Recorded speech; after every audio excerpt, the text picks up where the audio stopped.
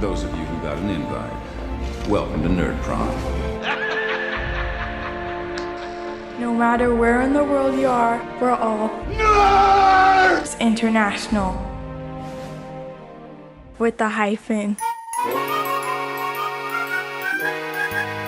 It's beginning to look a lot like Fishman everywhere you go. From the minute I got to town and started to look around, I thought these ill-bred people's gill slits showed. I'm beginning to hear a lot of fishmen. Right, enough of that jolly shit. It's Christmas, Nick. It's freaking Crimbo. And this is our Christmas episode. And for this Christmas episode, we're going to do something extremely special because we're going to do a regular episode, but we're going to talk about Christmas occasionally. Going to Christmas it up a bit. Yeah, it's going to be some Christmas shit. Some Christmas shit. Some Yuletime logs all over the place. Exactly. I've shot out a few already, yeah. And it's smeared it all over Nick's face. It's got to be festive. Oh yeah. Fucking stinks.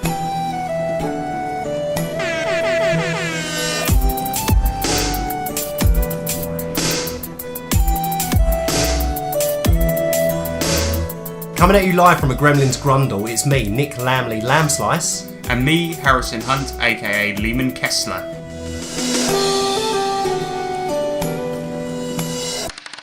And we are Christmas Tabletop Twats. Christmas Tabletop Twats. Yes. This is a Christmas RPG show all about Christmas RPGs.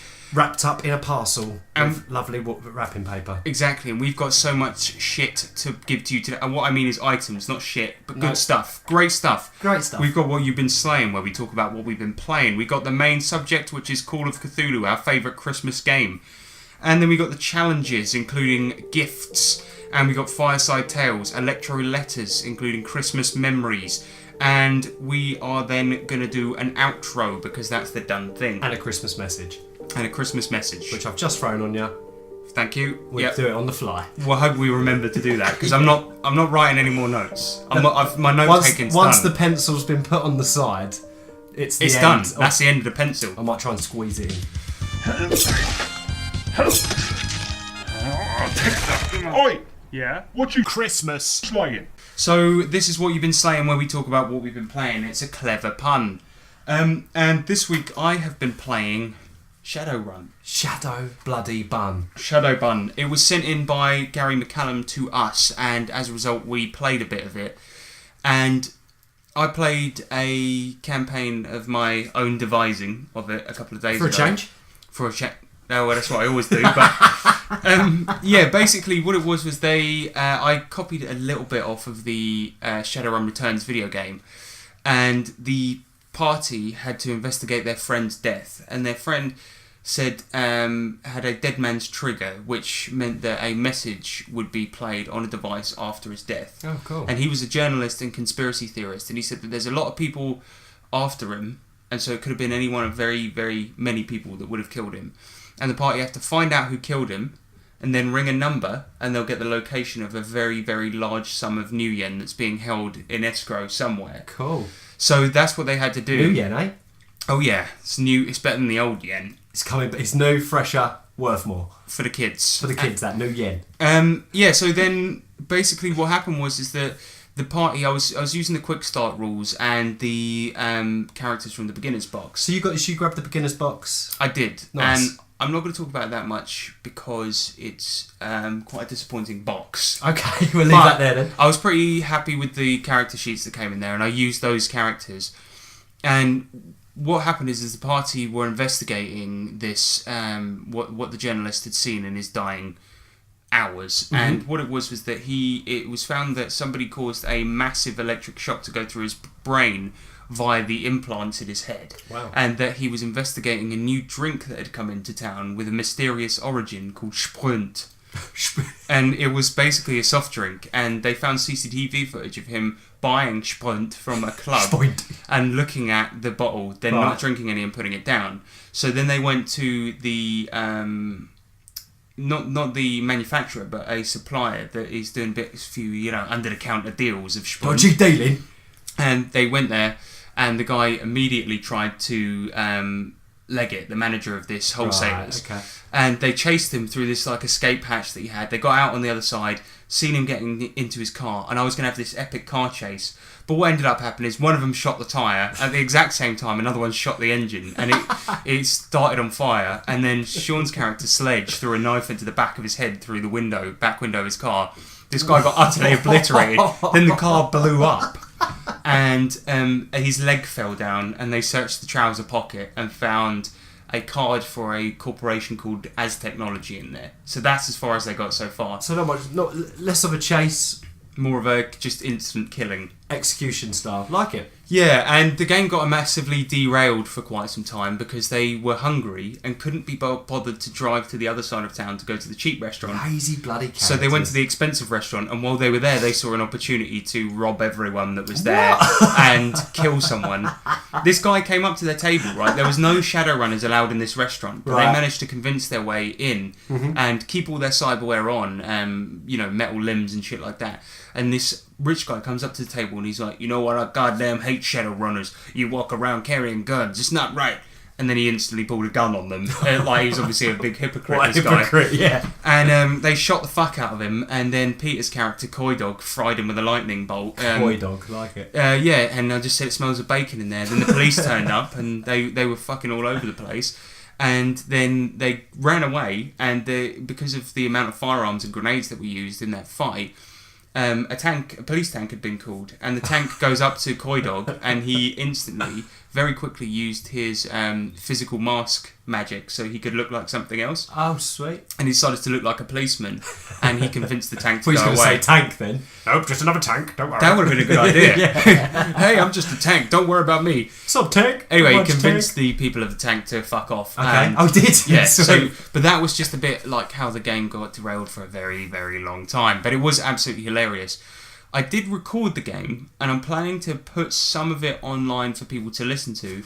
The only trouble is that they wanted to make my editing job much harder. All the people that were playing. So what they did is that, like, they started using really bad language, and I said, we always use bad language on this show anyway, so I don't mind. So then they started using racial slurs. Oh, for God's sake. So that they knew that I would have to edit that out. So they kept on just dropping them in every so often. Oh dear. And then looking at you as if saying, sorry, mate. But you know what I said to them is that if I do put that out, it's not me that's going to look bad. You lot. Yeah, they kept saying it. Yeah, it's true. It was like, I'd be midway through, okay, the bloke replies to you and he says, and they would just go, N-word. And just drop that in there. Dear. So it might be a while before that comes out. Exclusive bonus content. Yeah. Because I'm going to have to edit out all of that. All that. But additionally, I bought a couple of products which I'm getting off the shelf. So here you go, Nick. Ooh, yeah. They've got for Shadowrun 5th edition, they've got these supplements that you can get nowadays which give you extra stuff for the different classes like Street Samurai and Adept and stuff like that. But what they do is they're much, much more expensive than they used to be because they pad them out with a bunch of other stuff. What it used to be, back in 3rd edition and stuff, is you would just get a catalogue of items to put in your game. Sure. And a lot of them are still usable with some minor tweaks. So I bought some of the old books. Yeah. So these are 3rd edition, but the stats are pretty much the same. I've compared them, and they're pretty much the same. So it's just a book full of guns and cyberware, and that is the Street Samurai's catalogue. And then I got Now you have to explain to me what a Street Samurai is, because the name sounds absolutely badass. Well, a Street Samurai is basically your fighter class in Shadowrun, but they kind of... It's kind of like they're samurai in the way that back in the day, if you carry a weapon, you have to be prepared to use it. Oh, so, and if you see someone on the street and they see you carrying a weapon, they might fight you because that's just the samurai code. If you think you're a hard man and you're going to carry a fucking weapon... You've got to back that shit up. Exactly. And so... so this is just a great book. It's just full of stuff to put in your game. Elf Street Samurai, Dwarf Street Samurai. They look fucking awesome. They do. The art is absolutely brilliant. Yeah, it's Samurai very comic art. booky. I like it. I like the. I like each item per page. There's a nice picture of it, large enough to tell you that. Like, big load of description. And then I also bought the Shadow Tech as well, which is it's a book full of cyberware. The reason I bought this is because in the 5th edition book they do have a lot of this stuff, but not quite as much as you would necessarily want. So Paint editor. yeah, I got all of these so that you can people that are playing, if they want to buy something, I would just go, here's the catalogue, buy what you want. It's literally like a. It's like Argos. I was about to say a mail order catalogue. You just have a little look. Or have a trauma damper. Please. Come over to Cyberpunk Argos and buy some. Is there like a shopping channel like QVC, but it's just like say like You give me an idea there. bionic That's going in the implants? game. Yeah, you know it. That's great. New from JML, Cyber Eyes. New brains. Wicked. Yeah, so that's my Shadowrun. That's what I've been up to. Really cool. I like this. And, But really all cool in books. all, I think Shadowrun's a great game. I'll speak about the mechanics another time. Maybe we'll do a Shadowrun Yes, we'll do a show episode. But it is a great game, a cyberpunk game. I would highly recommend anyone play I it. need some hands-on experience with it. My name's Christmas. Christmas. You've been on eBay. You've been busy. Been busy on eBay as always. You've been helping me out. Nick, look at this. So first of all, we'll talk about werewolf. Yes. So have we spoken about vampire on the pod? We have. Haven't We have, yeah. Yes. So on a previous What You've Been Slaying, you may remember Harrison picked up Vampire the Masquerade, which is, from what I've gathered, an angsty 90s kind of emo-y type Yes. cool sounding RPG about vampires and such. But also, I didn't realise, but Harrison was telling me that the people that make the whole game, which is White Wolf, actually make a lot of other books that all they all work together, don't they? Yeah, so you can use the Mummy game, the Werewolf one, the Christmas. Inquisition, and Mage, and a bunch of others as well. And they're all compatible with each other. And it's brilliant. So this is a book basically entirely about werewolves, but it can be used within the vampire game. So I think I'm going to be a werewolf when we play. Yeah, so when we play Vampire, now you've got that, be a werewolf if you want. Absolutely, yeah. And I mean, again, the art's cool. Same kind of stuff as in the vampire book, isn't it? As I've said before, I think the White Wolf have some of the most well-written and comprehensive guides out there. Yeah. They give you everything you need and more, and it's all like there's not a wasted page in there. No. That's what I like about them. And actually, the cover for it's really cool because it looks like it's been slashed by an angry werewolf. And when you open up, it's the woods, so it's calling you back to the woods. But I mean, even within the first paragraph of the book, it gives you quite a good information about it. It's like almost saying that werewolves are that they're cursed, and it's the curse they've got to carry, and they're never content with being either in the human world or the wild world of the forest. So they must kind of like step between these two worlds constantly and stuff. And I mean, I haven't read it properly yet. I've only had it for a couple of days, but It's a lovely book. it's great. I'm really looking forward to getting my teeth stuck into it. Oh, kill me, please. What do you guys think happened?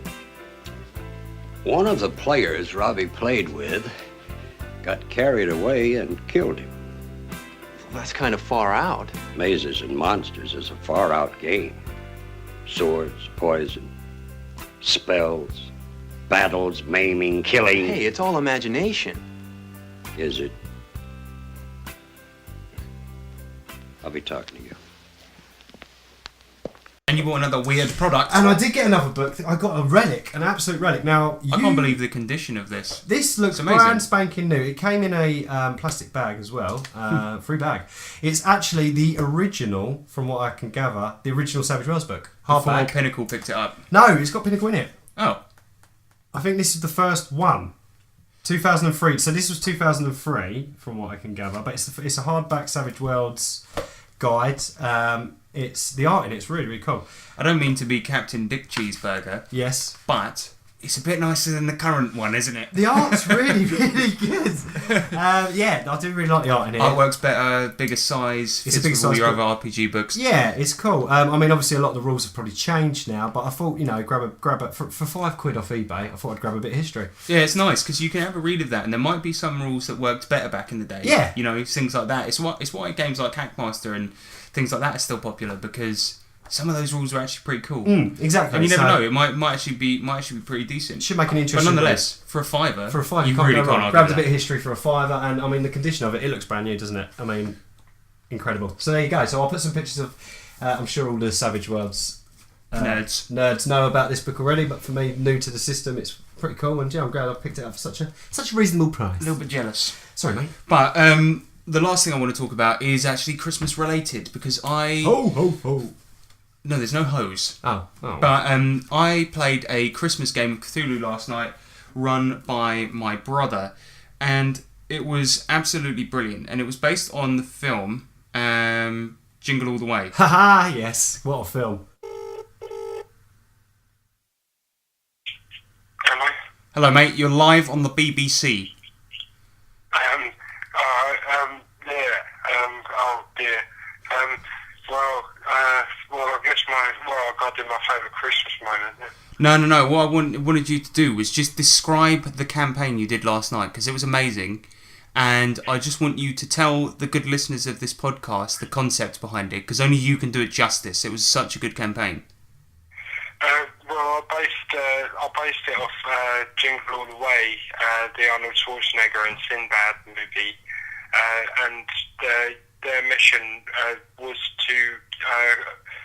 We had 5 players, and they had to get a Turbo Man for their kids or themselves as collectors. And there was a lot to do. They had to go to the mall. They failed that. They went to some really dodgy warehouse type of thing and got a Turbo Man that spoke Hindi. There was also, they went to Smash TV. It was similar to the arcade game, if anyone's ever played it. It's a really good game about, it's like Death Sport type of thing, where you move from room to room, killing loads of things. Yeah, and so basically, in order to get a toy for one of our kids, you put us through the most brutal sort of rooms ever. We all died in the first room, except for me. Yeah, you did, but you didn't go to the weapons shop. I don't know why that was. Yeah, I know, that was pretty dumb. Too worried about toys. But I had a welding torch that I got from the warehouse where all the dodgy elves were. What I did is I used that to weld a hole in the door so I could escape the reality TV program. Because one of the other characters died, and then I took the Turbo Man that he had and just went, "Fuck you guys, see you later." I hailed a taxi and then just went home and gave my daughter the Turbo Man and just fucked the other guys over. Win. Nice, fair enough. Yeah. And then everyone died. You succeeded the mission. Everyone else died. Merry Christmas. That's my Christmas gift to all of the players. Brilliant. But yeah, it was a great campaign, man. It was so funny, and it was so cool to play a Jingle All the Way Call of Cthulhu campaign. I bet. It was amazing. Yeah, man. Yeah. Yeah, cheers. Thank you. Good to have you there. Yeah, it was a lot of fun. Yeah, just like before you go, just say like that you're a really big fan of the show or something. I'm a really big fan of a show. Main. Christmas. Subject. Main. Christmas. Subject. Sorry. Yo, this is the main subject. No, yo ho ho ho. Come on. Yo, Ho ho ho. we are talking about Call of Cthulhu. Because we like it, and it's our favourite. Christmas at one time. Exactly. So, Call of Cthulhu is a horror game, and we're going to talk you about what it is. Talk you up about what it is now. Okay, so in its base level, right? Call of Cthulhu is a RPG based on the works of H.P. Lovecraft, who was basically the father of the cosmic horror genre. Yeah.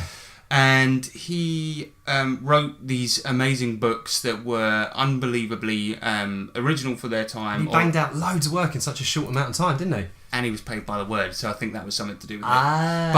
But nonetheless, he wrote these great books that are, were all about the loss of sanity and not being able to comprehend horrors that were so vast. Beyond the human's comprehension. Yeah, exactly. Exactly. And so it was made into an RPG. Now, over the years, there have been very, very many versions of this. The current one is 7th edition, and we will get into which one we recommend at the end. But the basic mechanics of the game are like this.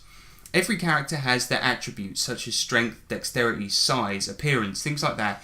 And then in addition to those, your education and your intelligence will give you a number of points to spend on skills. Now, the skills are vast. There are so many. Loads, yeah. And they range from things like anthropology to electronic repair to handguns to psychoanalysis.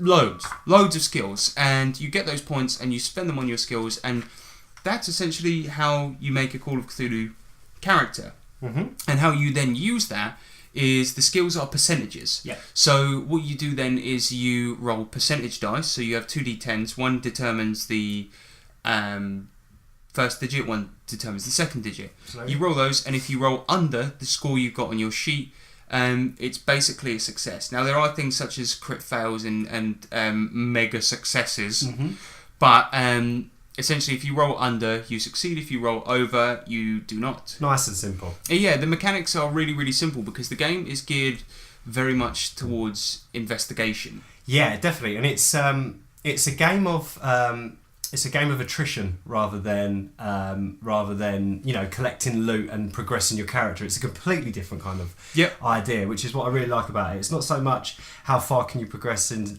living up your own character and collecting loot like a lot of other games. It's more how long can you stay and can you investigate it, and can you continue to investigate when you're being pushed, your mind's being pushed to the very, very boundary. Well, that leads me on to the sort of main mechanic that everyone is attracted to Cthulhu by, because Call of Cthulhu has sanity in it, and what that means is that you have a sanity that is, I think in the most recent version, equal to your willpower, and you can lose points of sanity much like you can lose HP in any other game.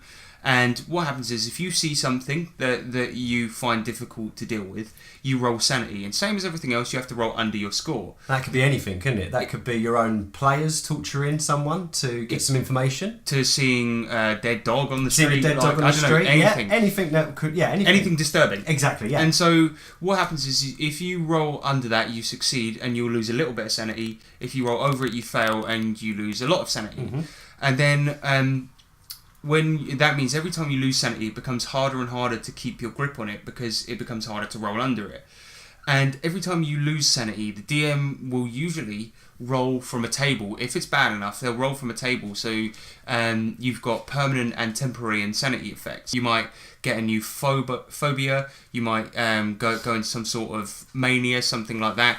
But you might have long-lasting sanity effects, such as you have a, fear of blood forever or something like that. So every time you see it, you now have to roleplay that. Or you might have something short term, like you get psychosomatic blindness, where you go blind for the next 15 minutes. Yeah. Or could you also? Isn't there also other things you can get where your grasp on reality kind of gets a bit blurred? So you might forget information from your own backstory, or you might then imagine additional stuff. So well, if you remember, that happened to one of our characters, where he specifically in the first Cthulhu campaign we played.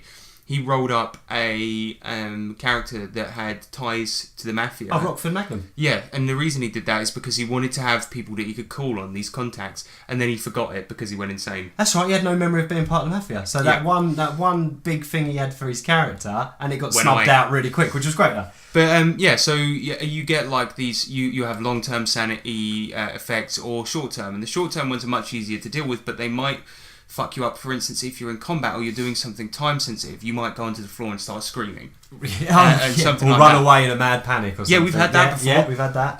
Where somebody ran away in a mad panic, but it actually worked out all right because they knocked out the robber that was trying to... we'll get to that later. But so...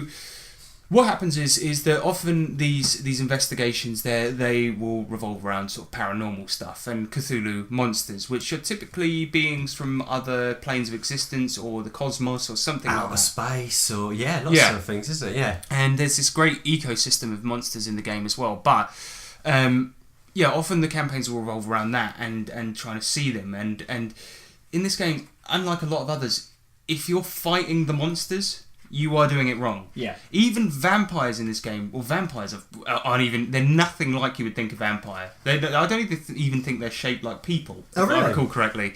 But, you get these cosmic vampires and zombies and shit, and even if you're fighting those, maybe if you're fighting zombies, there's a chance, but probably not. Because just looking at these things causes you to go insane.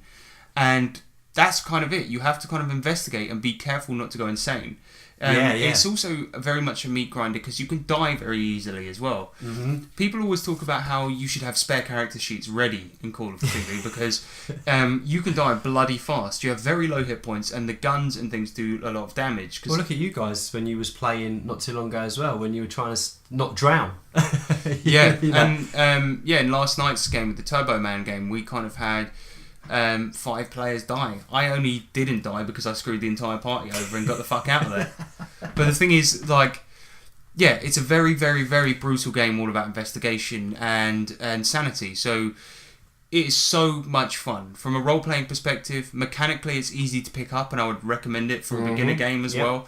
And yes, it's absolutely brilliant. But we want to tell you about our Christmas memory. Yes. Because we played another Call of Cthulhu Christmas campaign last year, didn't we? We did, yes, and we enjoyed it so much it overran into mid-January, and you had to pull the stops on it because you were like, I'm fed up now. I was like, I'm sick of Christmas. It's not Christmas anymore, and you're still playing this Christmas game, but we loved it though, didn't we?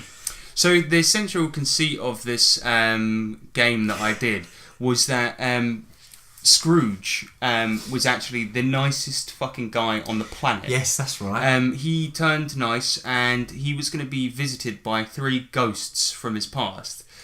And the players had to defend him against these ghosts because they were trying to turn him back to being evil, so that all the other businesses that he was consorting with before could benefit from his shady business practices. That's right, yeah. And the ghosts from his past were sort of not actual ghosts, but more hired mercenaries that were hired by the 3 companies he used to work with. So the Ghost of Christmas Past, I believe, I can't remember what the justification was for this story-wise. Yeah. But the Ghost of Christmas Past was the 2 robbers from Home Alone. That's right. Literally them. Yeah. And so Scrooge had to stay in his house because his dad was ill and he had to look after him. Yeah. So you guys had to set up his house to deal with these burglars. And he said, Scrooge was like, I know about a kid who's really good at traps, and he's on the other side of town. And you got Kevin. But in this universe, Kevin had been left alone. His parents didn't just go on holiday without him; they'd moved away without him. Forever. Yeah. It's pretty dark, but he'd been in his house on his own eating cat food for quite a while. It was 6 months, wasn't it? They went on a summer vacation. vacation. A bit insane, hasn't it? Yeah. Yeah, he'd gone a bit mad, and it turns out that his trap making skills were fucking awful. Yeah. And there was a bit where Ryan was had this little toy truck, you know, one of those ones you sit on and pedal. Yeah. And Ryan was like, "Okay, Kevin, can you make me like something out of this, right? Some sort of trap, because I reckon they're going to come through that back door. So make me some sort of trap." And so Ryan leaves the room, and he comes back in, and all he's done is tie it to the ceiling with a bit of rope, and then he's like, "So how do you expect this trap to work?" And he's like, I'll get on it and pedal first. On the bike, yeah. Yeah, and then Ryan's like, "Okay, get on it and pedal then." And he pedals it, and he does absolutely Nothing nothing. It's just hanging from the ceiling. And then Kevin's so tired because he hasn't eaten in weeks, he just falls asleep. Just falls asleep on the bike, suspended from midair. But the cool thing is in how it differed from Home Alone was that you could just out and out kill the burglars. Yes. And so we did. I think somebody did a miraculous throw of a piece of dynamite that landed. I think it might have been me actually, or even, do you remember we was trying to throw a bit of dynamite, and yeah, I think it was a crit success. So it ended I think it was you, and you threw it into Marv's shirt pocket, and it landed in his shirt pocket because one guy got knocked over. Do you remember when someone burst out? It was you. You went insane temporarily. Ran out, knocked Harry over with the door, and then someone threw the dynamite in his pocket into Marv's pocket and blew him up. And then obviously Harry was still on the floor, and you just shot him and killed him. Yeah, we just put him down like a dog. Anyway, then it was the Ghost of Christmas Present, which was the Grinch.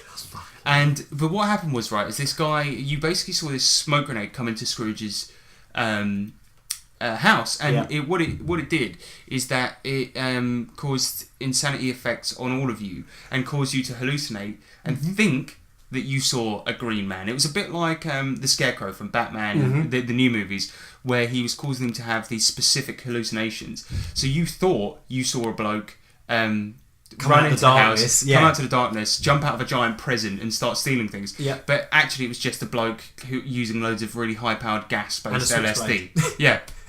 And then you saw him sort of fly off into a lair in the mountains. Yeah. And you followed him there, and it was pitch darkness. You were all absolutely LSD'd up. And he was knifing you in the dark, and he was coming at you, just here. Yeah, and I was like, you don't see anything. Days. Everyone was having to roll listen, do you remember? To try and see where he was. Where he was, yeah. And everyone was failing, getting stabbed. We were getting murked left, right and centre. Yeah. It was horrible. It was pretty Shank dark. City.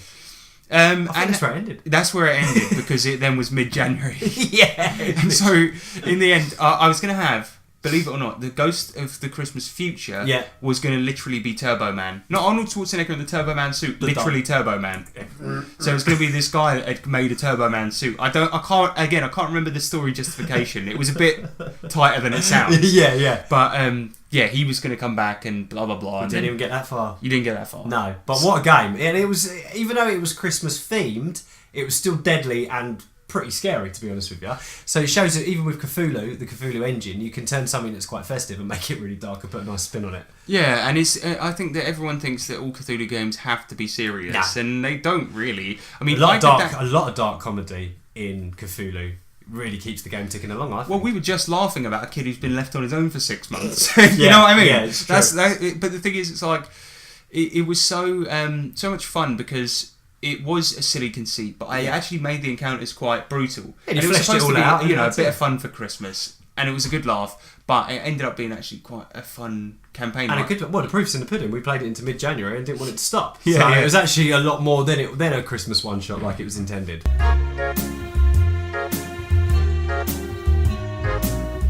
Santa baby, Yes? stick a copy of Shadowrun under the tree for me. Okay. I've been a good boy. Have you, though? Santa baby, What? 5th edition would be alright. You're getting third. Yeah. So this is going to be the ultimate buyer's guide now. We're going to talk about, if you want to get into Call of Cthulhu, how you get Cthulhu in your life. Now, there are a lot of editions out there, and some of them range from expensive to very expensive. To extortionate. Currently, there's the edition that I have. I've actually got 2 editions, but one is shared with my brother. So I've got 7th edition, which is the latest one, and of course the one before that was 6th, which I also have. 6th edition was a very, very, very good book. Pretty much an all-encompassing book, has everything in it, and I picked it up for £13. Wow, that is ludicrous. That's unheard of, isn't it? At the time, I didn't even know that was a good price because I was just getting back into role playing, and that's amazing. But nowadays, I think you can pick it up for about £70, which is very expensive. Even in RPG terms, that's a lot of money. Yes, but then if you look at 7th edition, that now is split into, like you see in other games, you have the player's handbook and the keeper's handbook, which is the DM basically. Yeah. And those are split into 2 things, and they are £35 each. Bargain. Or at least they were when we got them. But No, yeah, you're right. No, sorry, I think I picked them up recently. I think I paid about 40 quid for the keeper's rulebook, and I think it was about £34 for the investigator's handbook. Now, some games, for instance, we talked about this in the past, some games, like GURPS, literally cut the book in half where it goes into the DM bit and sell them as separate products. With the Cthulhu ones, the 7th edition, it's not done like that. And the reason is that it was a Kickstarter project, and what they did is they wanted people to be able to just buy those books, and all the supplements, such as you can get like players' companions and shit that give you extra stuff about the 1920s, extra weapons and things like that. All of that's included in the player's handbook. So all the little supplements with regards to that, like, except for adventures, that's all in the player's handbook. So for 35 quid, you're not just getting half the rules. You are getting a book that is really, really worth your time because it's got more stuff for players in there. Same goes for the DM guide as well. That it's not just half a book. It has got a lot of the extra stuff in there. So the actual page count is much, much higher. And they're all colour as well, unlike Lovely. previous editions. Really, really nice. Same goes for the GM screen, which isn't just a GM screen. That comes with a lot of stuff. So, although you might look at these and go, well, these products are much more expensive, you do get your money's worth. Oh, absolutely. So, obviously, if you get a new game, it's ideal to have a GM screen. They're often too expensive, but there are a couple of options with Call of Cthulhu, because there's one which you can get, which is £15, which comes with one adventure, and it's some sort of fiery book. I can't remember, but you can get that, and that comes with one adventure, and it comes with a different screen. Yes, Alone Against the Flames, it's called. So you can buy this adventure on its own, or you can get it with a DM screen. This is an introductory game, introduces you to the new rules. Which we should add, the quick start rules for 7th edition are free from the website. Yeah, so if you want to play it, get that first, try it, see if you like it.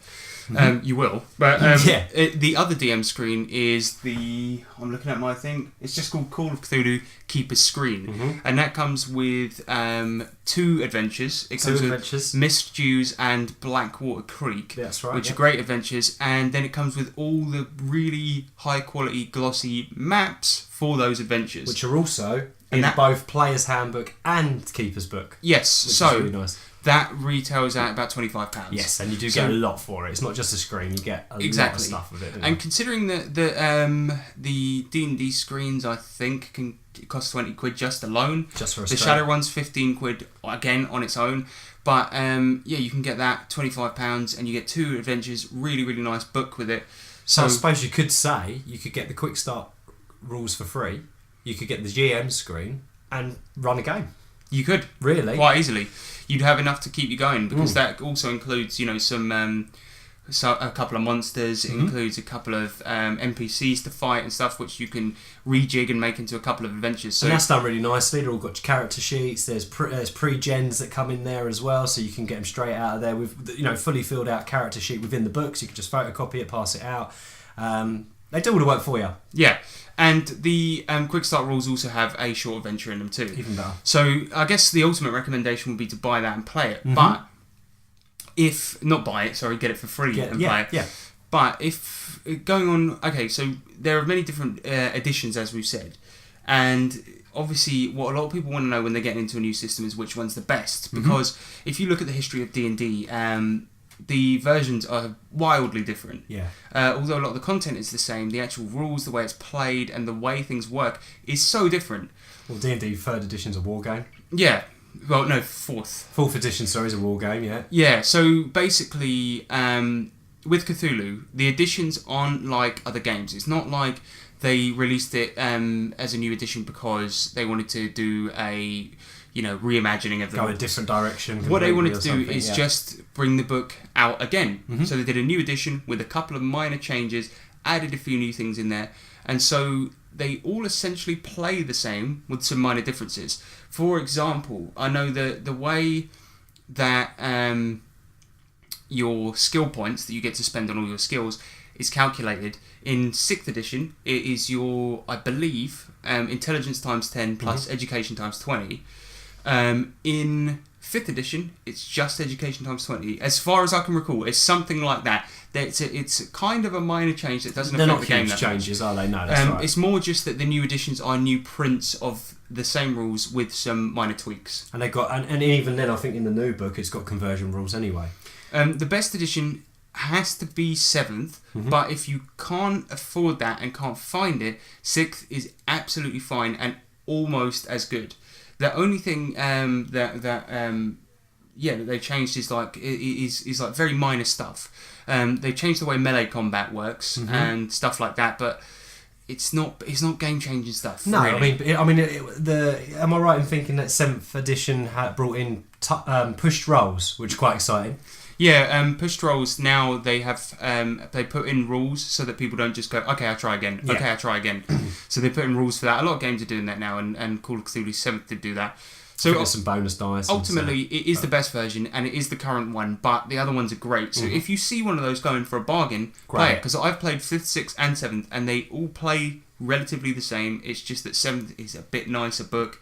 Some of the rules are streamlined, and you're likely to find more new content for it too. Definitely, and there's a lot of content out there for it as well. I mean, and like the way it's written as well. If you're new to RPG and full stop, it's written in a very nice way that gives you a lot of examples and ways that it's not just kind of bogs you down with rules and stuff. If you're new to it, or the way it's written, it's nice. It almost takes you on a journey and stuff, and it's very, very, very well put together book. I must say, I'm working my way through it at the moment, and I'm enjoying it. It's actually an enjoyable read. Additionally, the Player's Handbook and DM Guide have conversion charts in them. So if you have a 6th edition character that you want to change up to 7th, you can do that. It's really, really easy, like unbelievably easy.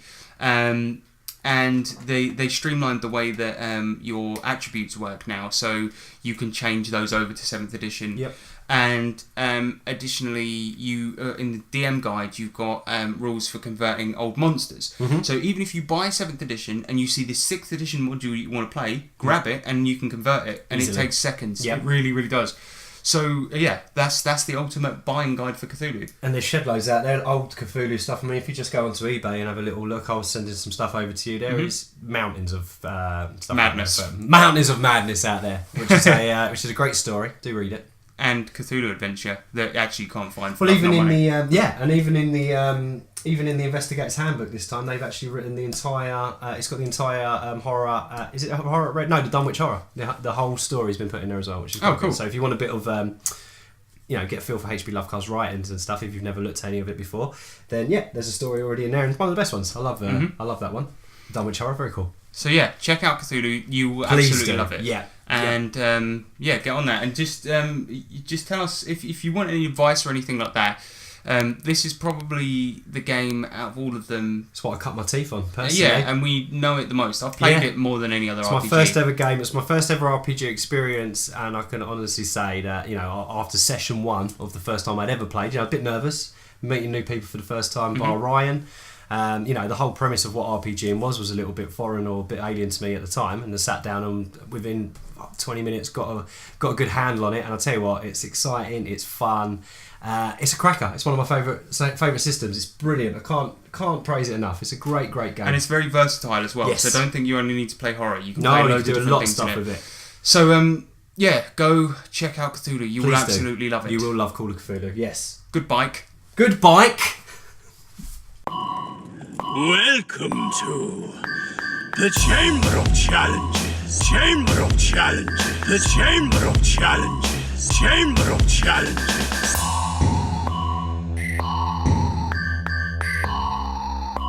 The Chamber of Christmas Challenges. Okay, so welcome to the Chamber of Challenges. Ho, ho, ho. A dark area where dark challenges happen. But today we've got a couple of challenges, and the first one, we're doing sort of Secret Santa, aren't we? Yeah. So, Secret Santa, for those that don't know, is that Santa, what am I talking about? Is that you have to buy a gift on an agreed price for the other person, and we decided to do that for each other. So, we bought each other gifts, right? And it's going to be, they had to be RPG related, and you had to only spend £5. That was the rule. So, Nick, I'm going to give you yours first. Where the fuck did I put that? I've seen it. Oh my god. I saw it. This is shambolic. Where's the fucking present? Oh, here it is. You're not gonna. I was gonna say you're gonna give me something to take it away. So, this requires a little bit of explanation, but give it an open, mate. Okay. Well. I've been presented with a small parcel with lots of strawberries on the front. Which is very nice. I can only find wrapping paper that belonged to my wife, so that's why you got that. Cool. Well, it's wrapped very well for a guy. I tried my best. You've done a hell of a lot better than I can. So, very nice. Here we go. So. Oh, exciting! You don't need to hold it so close to the mic. We can hear it. I want to give the listeners a feel for what we got here. So this is what Nick has just opened. Read the title. Okay, this is Death Trap Dungeon by Ian Livingstone. And this is a choose your own adventure. I know. I was just about to say, is this a choose your own adventure? This was actually my favourite choose your own adventure book when I was a kid, and it has quite a weird backstory to it. But it's basically about a character progressing through a dungeon. Nice. It's literally a dungeon crawl, just full of traps. Brilliant. And you have to get through. And it was made into a PS1 game actually that was really violent, and I got it because my parents thought it was related to this kid's book. But it was like it was really cool because people got chopped in half and shit. Joke's on you, Mum. It is a really, really difficult choose your own adventure book actually, and it's a proper decent relic. I think I might play it and record it. Yeah, that'd be a great idea. That'd be awesome. Mate, thank you. I think you need 2d6 to play it, and it's got a little character sheet in the back. I just saw that, yeah, and I think I might be able to find 2d6 somewhere. So to be honest with you, that is lovely. Thank you very much, mate. That's brilliant, and it's in very good condition. Yeah, it's all right, isn't it? Yeah, really good. So my so the RPG related presents that I bought you haven't been delivered yet, so I could tell you what they are if you like. I want to see what you've got because there's a bag over there that's shiny. Okay, so I got you a present. I blew the budget, and it's not RPG related because I wanted to be able to give you something. So you failed on every regard, but you still got a gift though. I can't be ungrateful though, can I? No, you can't be ungrateful. It's got a nice shiny bag. Thank you. He hasn't written on the tag. No. Okay. Oh, very nice. There's more in there. Oh yeah. Okay, so Nick has got me a bag of crispy M&Ms, which did you know that these are my absolute favourite? Yes. Okay, thanks, man. We do eat them enough at the table, mate. Yeah, I love that shit. And also, I know you like a bit of red wine. I love red wine. I know. Thank you very much, man. Let me tell you what I did buy you. Okay. Because But I just want to say thank you very much. You're for this, very man. welcome. I actually really appreciate that. enjoy the plonk. I'm gonna drink that all tonight. Good man. I did buy you some D3s because I know you need them for Call of Cthulhu. Yes. And we don't have them. Sean had a couple, so I've got you 2 D3s, and I also bought you Stephen King's Jerusalem's Lot, the book. Oh wow. Okay, but it's not been delivered yet. So because I know that you're doing a Vampire the Masquerade soon enough, and I thought it'd be a great thing to read because I've been going on about it for ages. I've wanted to read it for anyway, ages. You've wanted to read it, and I thought it would help with your vampire campaign because it's a cool, scary, obviously Stephen King book about vampires. Mate, that's great. That's Thank fine. you very Sorry, much. I can't give it to you. That's all right. No, I'm happy. But I'm happy with what I've got. I might film you. Oh, well, it should be there by the time Anyway, we'll film you opening it. But nonetheless, thanks very much, man. Thank you Merry very Christmas. much. Merry Christmas. It's just got so jolly in here. Oh, it's so festive. I can feel the festive fun. That is wicked, mate. I managed to pick that up. That was exactly a £5, and I got it from a charity shop in town. I can't believe you managed to pick that up. We was only talking about it not too long ago. I just saw it, and We'll take a picture of these and put them on G+, because a lot of people will remember this. Because that book's got a really weird cover. What the fuck is that on the front? Oh, Some sort of like curled up... nasty worm type thing with a big belly. Ian Livingstone, now he wrote other stuff, didn't he? He wrote a lot of these adventure books, and funnily enough, he wrote some of them with Steve Jackson back in the day. Really? Yeah, so that's how I came to... So yeah, that's how I sort of come to know Steve Jackson as a kid, is through these fucking choose your own adventure books, and Ian Livingstone. I lived off these, man. There was a mech one, but this Death Trap Dungeon was my absolute favourite. Mate, I cannot wait to dive into the Death Trap Dungeon. It's a good laugh. Death Trap Dungeon. It's very childish, but it is awesome. But it's Brilliant. lots of people getting gored in half by machinery and shit. It's a great book. I can't wait. Thank you very much. The next challenge that we have is a good one. And we challenged each other, and I hadn't thought about this at all, so we're going to have to try our absolute best. We wanted to do something Cthulhu themed and something Christmas themed. So, the idea is that you come up with a new monster for people to use in their RPG campaigns. And we want to hear about people putting these in their campaigns, even if they're shit. Yes. So, who wants to go first? Should we flip a coin? Let's roll a dice. Alright. Let's roll a Cthulhu dice. That is absolutely full because I got about 20 D6s free with Shadowrun. Oh, blimey. Okay, well, we'll roll one of your new D6s. Okay, so evens. I'm evens. I'm odds. Okay. That's a 3. So you go first. Okay, my monster is... that's it. Okay, it's just the noise. Great okay, my monster is a tinsel monster. It's a mutated piece of tinsel. Well, it's not really a piece of tinsel. It's actually a creature from another dimension that's managed to make its nasty way into this world. It masquerades as tinsel around a Christmas tree and sits and lays in wait for its perfect opportunity to strike. Now, when children go downstairs to try and sneak a peek at their Christmas presents, or try and catch Santa and stuff like they do, unfortunately, this is the opportunity where the tinsel monster is waiting. So from its kind of position on the tree wrapped around, when the kids kind of go underneath the tree and have a little look, part of it comes down, strangles the kids, takes them back to its dimension with it. That's actually a great idea. That's so much better than the one I just thought of. But I don't know what it's called. Tinsel Tooth. That would be really good. Actually, for a Cthulhu game, that would be really funny trying to investigate that. Because the kids keep dying when they go near the Christmas tree. I wonder what it is. Yeah, there you go. And Tinsel Tooth. Fight with some, Tinsel Tooth. So mine is called the Black Bauble. Nice. And it is basically a featureless black orb that can sort of like, it looks like it belongs amongst any Christmas decorations. Yeah. And it's very, very hard to notice. But anyone that gazes upon the Black Bauble goes absolutely mental. And it has no personality. It's just like an orb of chaos. And it just basically floats through the hallways of celebrating schools and churches. No, it doesn't make a noise. It's just that void. It's completely featureless and black. But sometimes, the only thing that gives it away is that sometimes it'll wear a Santa hat. What, a teeny little one? Yeah. What, to add to try and disguise itself, or add to the fear? To add to the fear. Gotcha. Because people think, that's what a cute Christmas gift. It's a bauble with a hat on. It's got a little hat. Yeah, and then they just die. The hair turns grey and they just kind of look back. There you go. So you've got Tinsel Tooth and the Black Bauble. Please use them.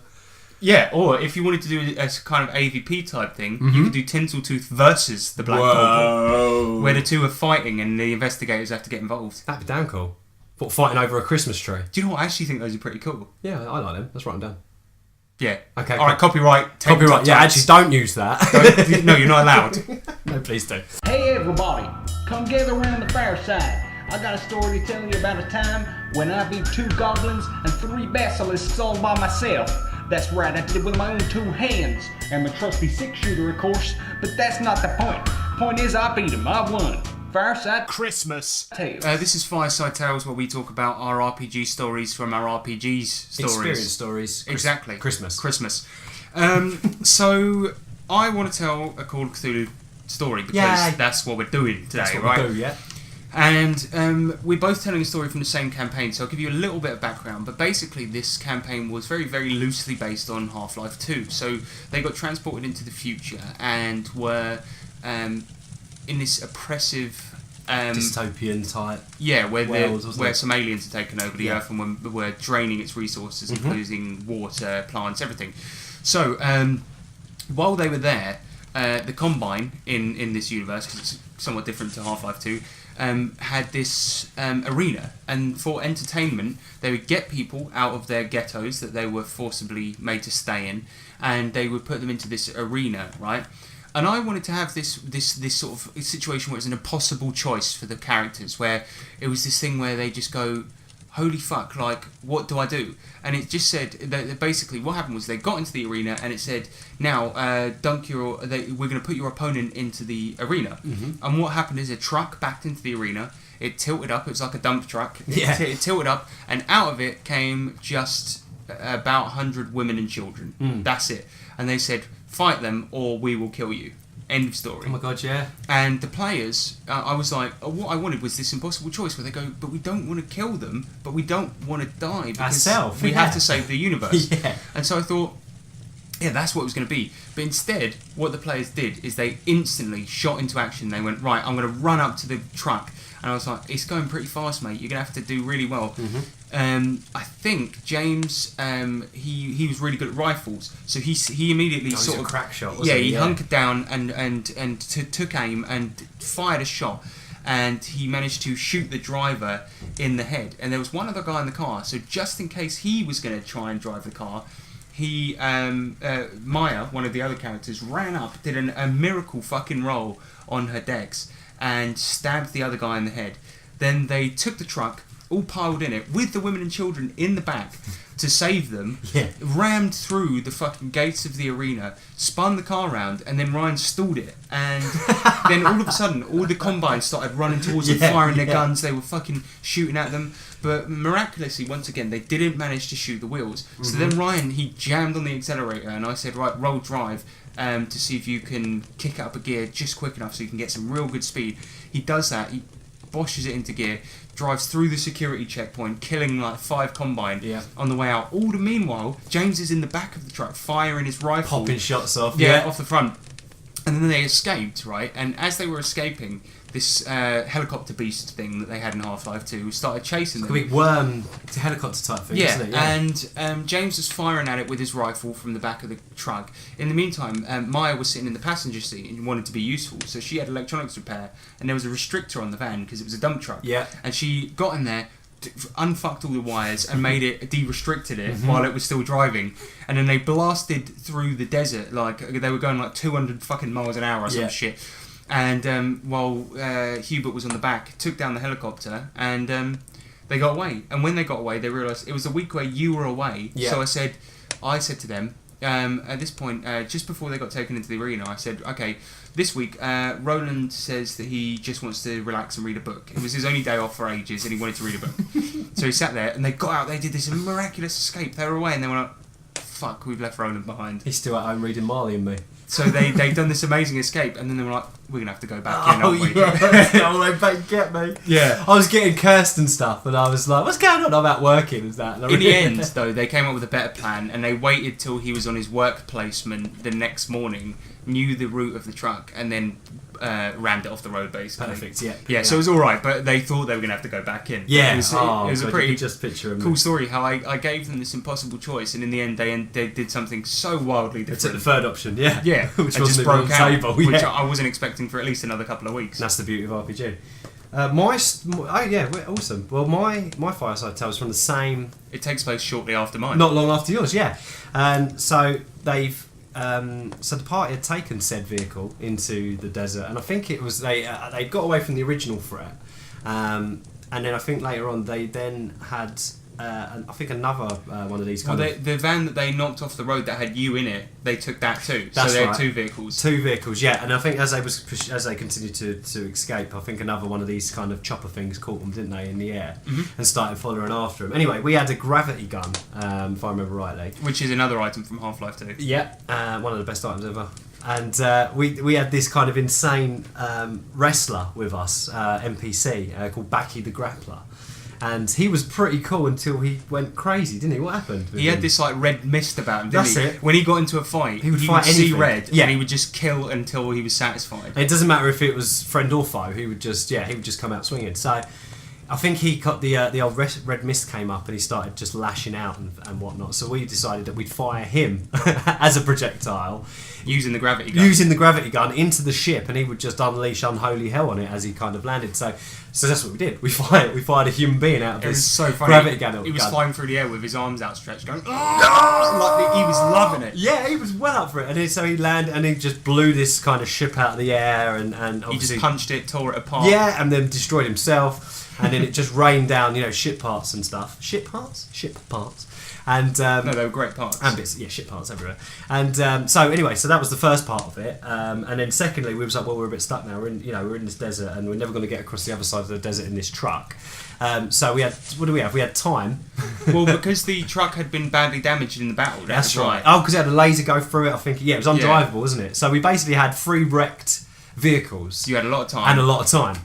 So we made one great vehicle out of the 3 wrecked ones, and I think it turned into some kind of almost like a car that was powered by a jet engine that could only go forward and could only drive whilst because it was attached to the MP3 player. So the only way it would drive was if it was blaring this song out. Because the only electronic switch that still worked was the volume on the tape player. That's it, and that's what made it go forward. Yeah, so in order to make it go forward, they had to turn the volume up, and it had one tape in it, which was Safety Dance. Yeah, we'll play it. Yeah, and the funny thing is about that was that, as I recall, the only place the jet engine would fit was on the bed of the truck, on the back. Yes. So you basically had to drive it backwards. And we had some pulley mechanism where someone was kind of on the roof pulling some strings to kind of turn a rudder that kind of helped the jet. Oh god, it was crazy. It was amazing. It was a crackpot idea, but it was one of them ones where we just sat there for so long talking about it, and conceivably it could be done.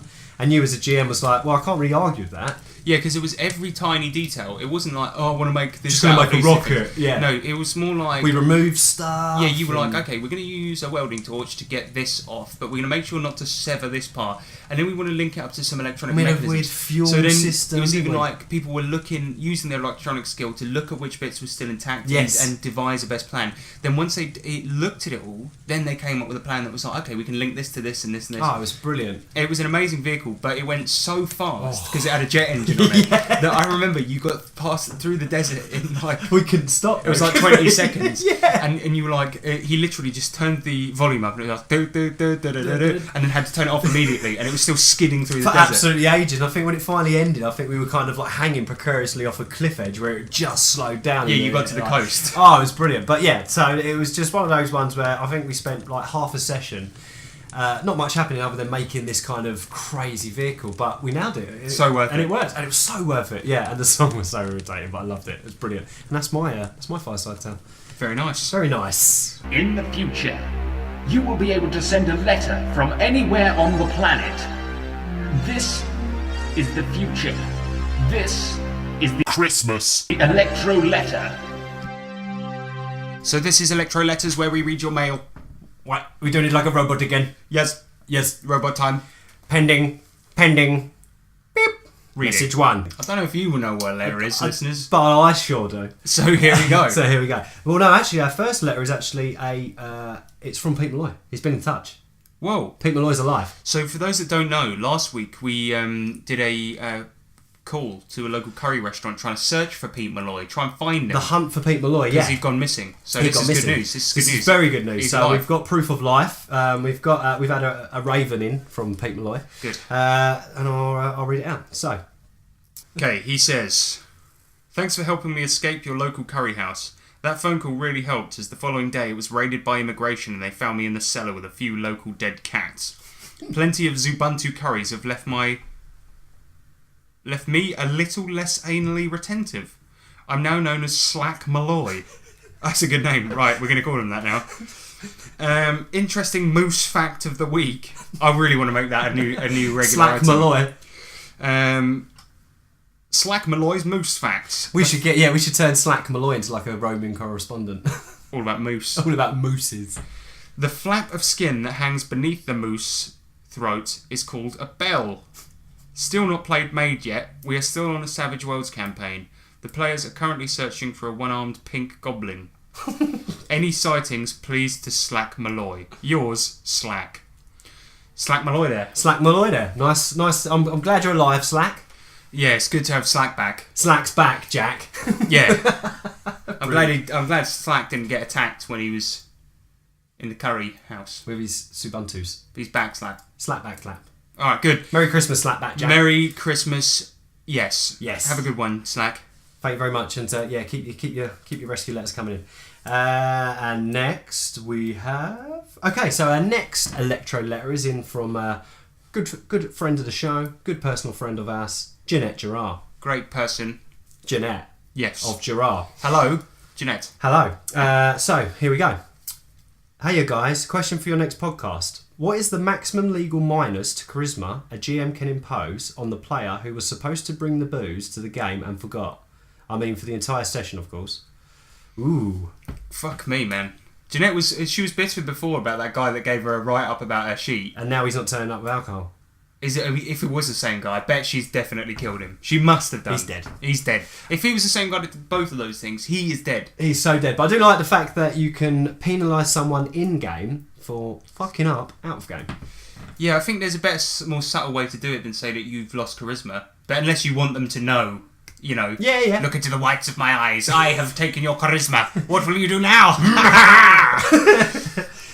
But the thing is, if somebody had forgotten to bring the booze to a game, I would kill them. Yes. No, but then we always bring our own booze. B.O.B. Yeah. B.O.Y.B. Boyub. We always boib. Well, I normally drive, so... Yeah, well, at yours, you sometimes have a drink, don't you? Yes, indeed. When it's at my house, I definitely have a drink. But, so we don't have I suppose that problem, the moral really. of the story is, don't rely on one person to get all the booze. Yeah. Bring your own. Sorry, Jeanette, but next time, bring your own. Sounds like we're criticising Minus 2 charisma for you. Oh, mate, that's harsh. No, I'm joking. But the thing is, we like Jeanette very much, so we don't mind. We don't mind. And if that guy... Well, yeah, tell him to bring booze next time. Tell him to bring booze or kick him out of the game. Yeah, simple as that. Or make him... I know, what would be a good idea is if he turned up and everyone was relying on him to bring the booze, and then he turned up, you should have him play from outside, but through a window, so he can only see the game through the window. Well, so it's like, then you'll punish him in real life for something he did in real life. Well, he's freezing outside. That's the point. That's the point of the exercise. Exactly. Fair enough. If you had booze, you'd keep warm, wouldn't he? yeah. A bit of whiskey. Yeah, exactly. Brilliant. Thank you very much, Jeanette. Keep them coming in as always. Thank you. Right, next one's from a guy called Gary McCullum. Ever heard of this guy? I haven't. No, me neither. Joking, of course. Massive racist. Big Gaza. He's not. No, we can't say that, can we? He's so not. He loves everyone. He loves the world. It's Harrison taking him out of context. Except for Lithuanians. No, their internet connection he's got the ump with. Oh, right, yeah, sorry. I always get that wrong. He sent in a little Christmas story to keep everybody nice and festive. Lovely. And it goes as such. Here's my Christmas game in memory. One Christmas, I wanted to go play some Savage Worlds and my wife. One day, I went to go play some Savage Worlds and my wife wouldn't let me.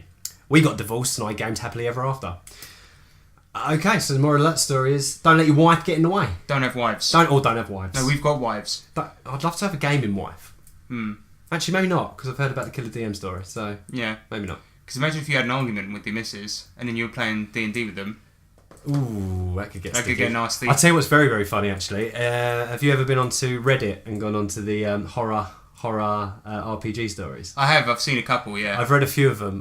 Doesn't update as much as I'd like it to, so I think I've read quite a lot of them. But there's one when this guy had gone to a new party, and he said alarm bells started ringing when he realised that the GM's girlfriend was playing, but she was too busy watching her TV programme, so she would join in when she was ready. And then the story continued. Basically, when she rocked up, she had like the most rarest item, but 2 of them grafted into both of her arms. You know, even though she's level 1. Yeah. Anyway, I won't check it out. Go to Reddit, check out the horror stories. It's very funny, but that is good. It's kind of linked to that as well. It's very cool. So he wanted to game one Christmas, and then he got divorced. Merry Christmas. Merry Christmas.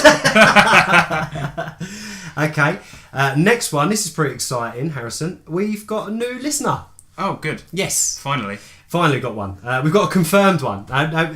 He listened to. He dropped us a little comment on G+, which was very nice. Said that he had listened to all of the Tabletop Twats episodes in the past 3 days. So whoever you are, there's something wrong with you. You're crazy. But yeah, no, he really enjoyed it. So keep up the good work. And he also sent a little letter, which was very nice. What's his name? I shall read it. His name is. Hold on a second. Always Matthew Imaginary Truth Jones. Matthew Malloy. Matthew ITJ. Matthew ITJ, thank you for listening to the podcast. It's good to have you as part of this. Keep the letters coming if you want. If you don't want... Well, shall I read his first one first? Do it anyway. Yeah, well, let me read his first one. Yeah, because it might be a bad question. Because it might be a hate letter. A hate crime. Might be a hate crime. We hate you, twats. Okay, let's see. Okay, let's go. Greetings and salutations, twats. Upon your pleading... Upon your pleading, I have decided to grace you with a question from the hills of Pennsylvania. Oh, wait. My mum lives there. Nice. So, is this your mum? It might be my mum under a different name. Sake. She does go by Matthew Jones sometimes. Knew it. I'm just fucking with you. I planned on writing before you asked. No, I did actually have to ask. Please send us a letter. But he was going to send one anyway, so it's all good. Anyway, if you had to choose between never gaming again or having an angry gnome bite on your scrotum once a week for the rest of your life, which would you choose? Gnome me up. No, me up too. I mean, funny enough, he stumbled upon the very thing that turns me on the most. By accident. I know. Purpose. So that's the thing. I would revel in that. You'd be gaming the daily. I do it more. Yeah. Just to pee off the gnome. Yeah. Bite me harder. Bite me. Man, that's grim. No, that's wicked. But I'd take biting. If I'd take the carry on RPG. As long as it did no long-lasting damage, you'd gnome right up, wouldn't you? You'd gnome it right up. Yeah, exactly. What's that in your pants? Nothing. Hello. Little big Colin pops out with a fucking ball bag in his mouth. Lovely. Sorry. Why? Christmas, Nick. Christmas. It's Jesus' birthday. I know it's Jesus' birthday. Sorry. Sorry, Jesus. He was just a guy. Don't worry about it. You can't say that because we might have religious listeners. I'm not religious. I am. So he's just a guy to me. Oh, sorry. I love Jesus. I love all his records. I'm a big fan of Buddha.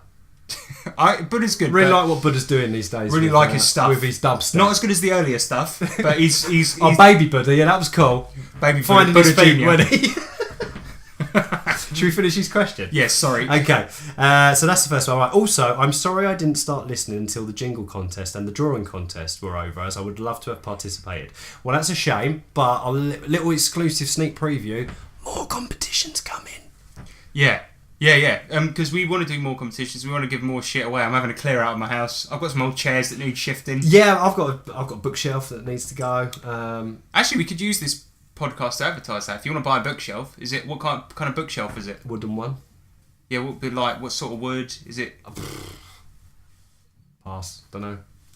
Well, if you want to buy a mystery no, this isn't bookshelf, a platform to sell our junk. It is. It literally is. We can do what we want. It's our show. Craigslist. Right. If you want to buy a bookshelf, get in touch. If you'd like to buy my worn boxer shorts, you know there are people who actually buy that shit on eBay though. Have you ever googled go onto eBay and jugulate and put in used socks and there's pictures, but apparently you get more money if they see a picture of you wearing them. Proof. I'll prove it to you if you want. No, proof that they are actually that person's socks. Yeah. You could just sell a set of socks and be like, oh, you never guess what I've been up to in these socks. But part of me actually thought, you know what? It's not a bad money for a day's work, is it? You get £7 a pair of socks, put them on, take a picture of your feet, send them off. I'm in the wrong to game. some sort of pervert. All this electrician malarkey. It's rubbish. You could have just been selling your underwear. Right, watch this space. I'm starting a new website next week. Get in touch if you want any.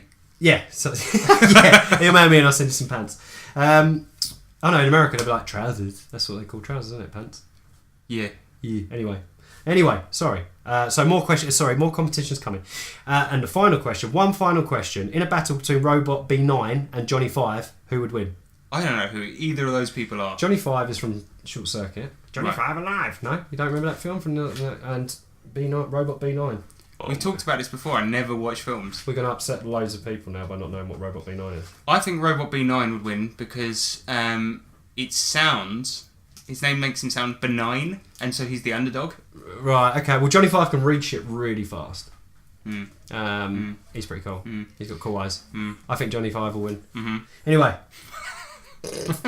Other than that, thanks for an enjoyable podcast and have a good one. Sincerely, You bloody liar! They're not enjoyable. No, they are. Sorry. Sincerely, Matthew Imaginary Truth Jones. So thank you very much, Matthew Jones, for Mitja.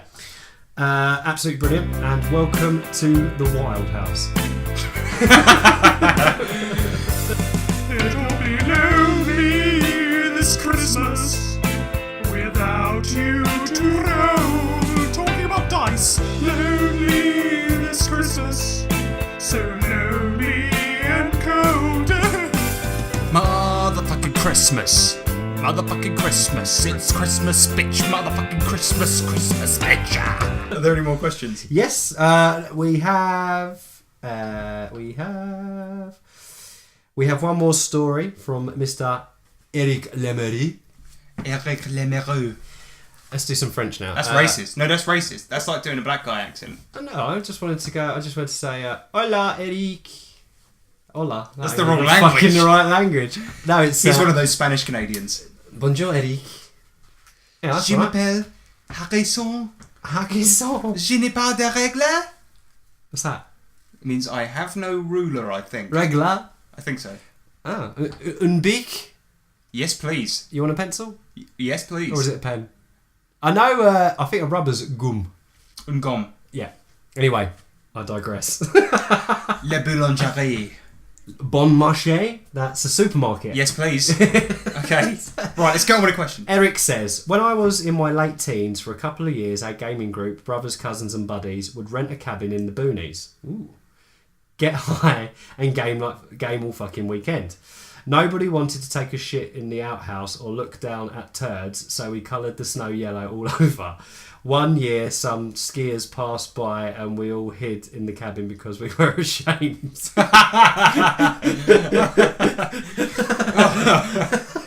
I like the idea of going off to a cabin to game. You know when skiers do that thing where they skid and it like kicks up a big spray of snow? Yeah. Imagine that, and it was just all like big chunks of shit.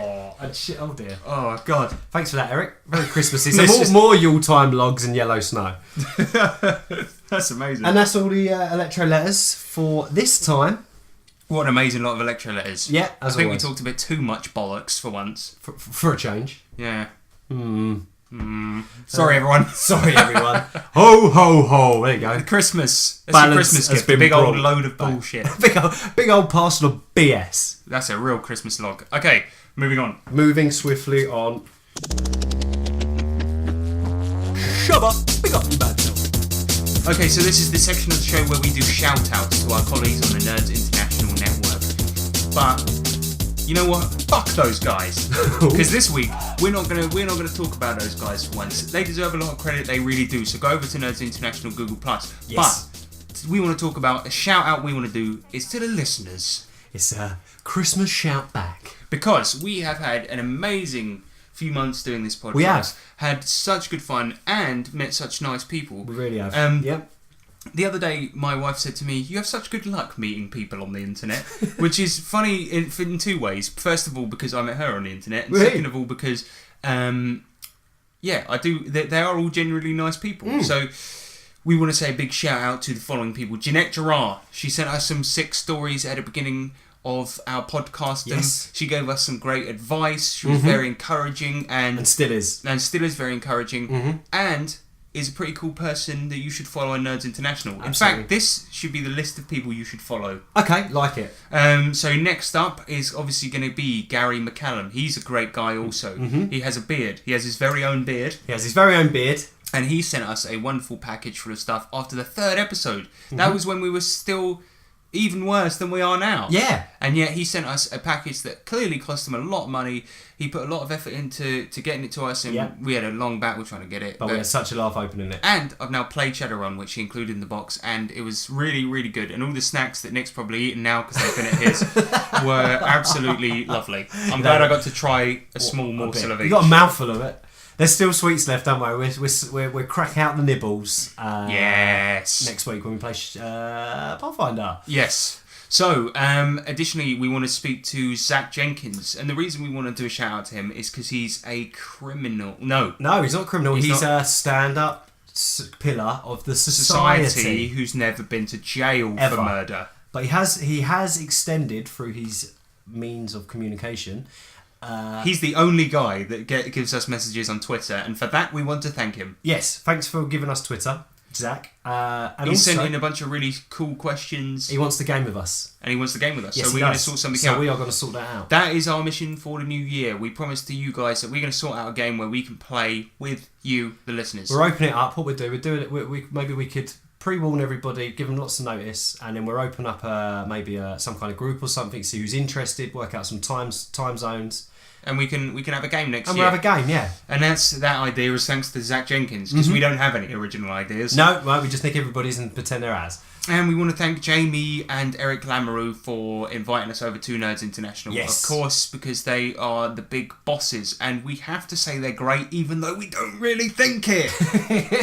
They're actually... take that! You think you're the boss? No, actually, we should retract that. They are great. Yeah, they are great. But now it sounds like we're lying. Oh, but we're not.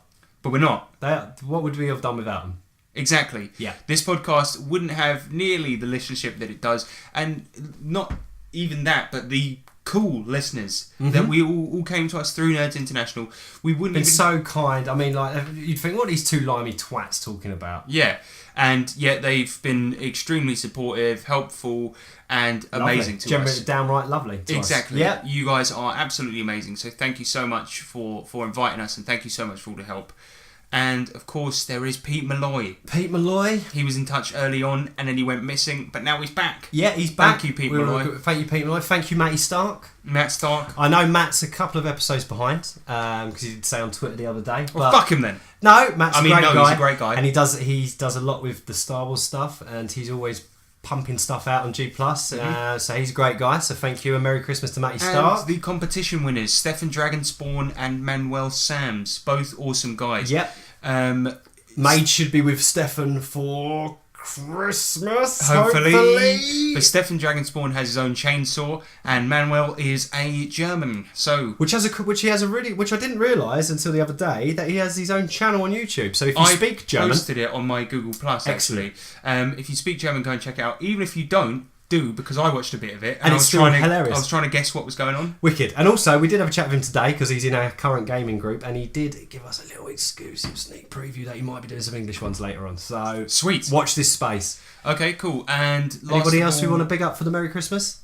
There's so many people. Bill Lear, Shosi Blackaxe, Harold, and those are the guys that we've been playing with. All awesome guys. Manuel, yeah. So yeah, just thank you to everyone. And lastly, I'm very sorry this has gone on a bit too long, but we want to thank the great guests that came on, Ryan Field, Sean Hunt and James Clark. They're part of our gaming group, and we were very, very surprised at the response that people actually liked them, because we don't even like them that much. We actually put them on the show to try and to make stop us look good. We'd be like, well, if that doesn't kill the podcast, then But I actually liked them more than us. So brilliant. Thanks to those guys for coming on, especially those guys. Yeah, they're good guys, and I'm sure you people will hear from them again. So thank you for everything this year, everyone. And if your name wasn't mentioned, it's because you're not quite good enough, all right? No, what I mean is that it's quite hard to think of everybody on the spot. But there is loads of people, everybody that's supported us, everybody that's listened to our show, and everybody that continues to support us. Oh, Daniel. We forgot Daniel. How can we forget Daniel? Savvy Daniel.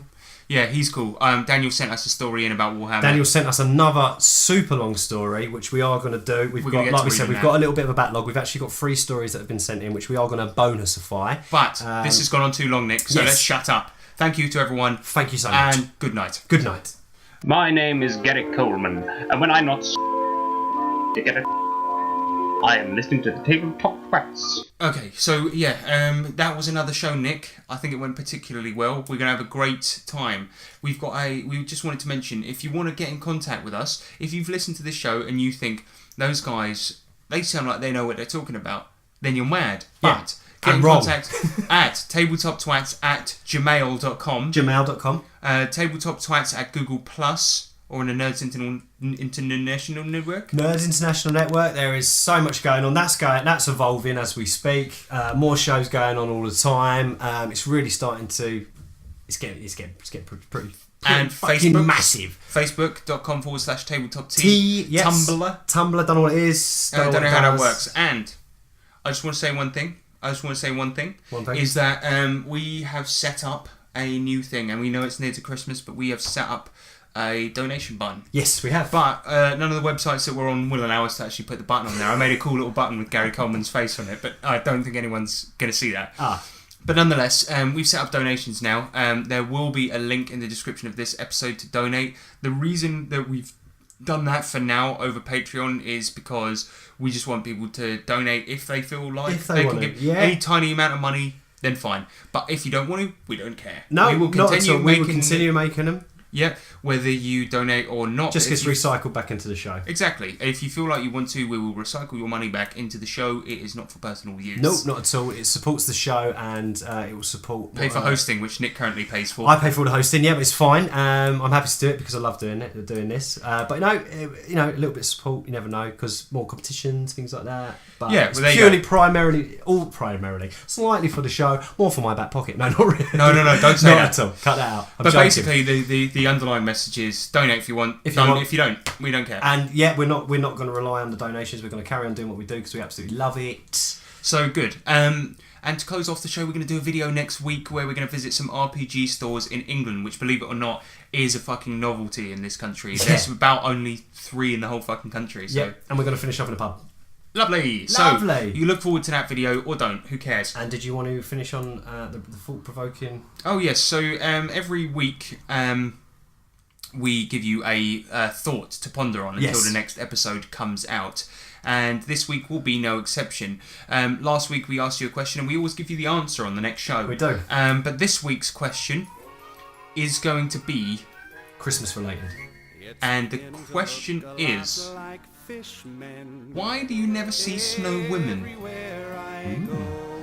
Okay, and that is an episode by Ho Ho Ho Chicken McBo Ho Ho Ho Hosh. I'm beginning to hear a lot of fishmen right outside my door.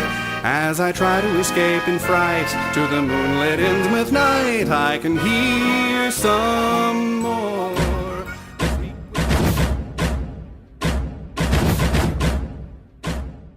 Your goose is plucked, amigo. What sort of line is that anyway? That's rubbish. Fuck! The hell? How did you miss? We were at point blank range, you fucking idiot! Oh, you're fucking dead.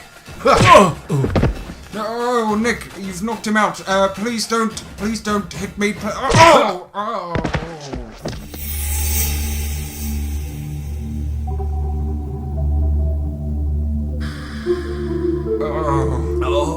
Ow, why do I always wake up next to you in pain? That sounds awfully wrong, but that's not the point. We appear to be in his basement or something. Oh, shit. He's knocked us out and we're... Ow, I'm tied up. Look. Remember that I said to you that I did have one remaining time crystal? Yeah. And that it will transport us to another point in Harrison's life. It could be at his birth, or it could be when he was at his most powerful. So it could only be used under extreme duress. Well, we're tied up in a basement with no guns and no weapons, no way out. But he didn't manage to take the crystal. What are you saying now? I'm saying I had it hidden upon my person. Yes! No, don't get excited. Why? Because we could be in a worse situation than this. Where did you stash it? Somewhere bad. Pocket? Sock. Inside sock. Classic. Shoe? All I'm going to say is this. The crystal is stashed somewhere, and currently you may be able to tip your chair over and come over and get it out with your teeth, considering your hands are tied. It's not going to be nice, but this is to save the universe. Are you saying what I think you're saying? I'm saying exactly what you think I think I'm saying. It's in your butt. Possibly. Oh, great. Ow. Dig in, Nick.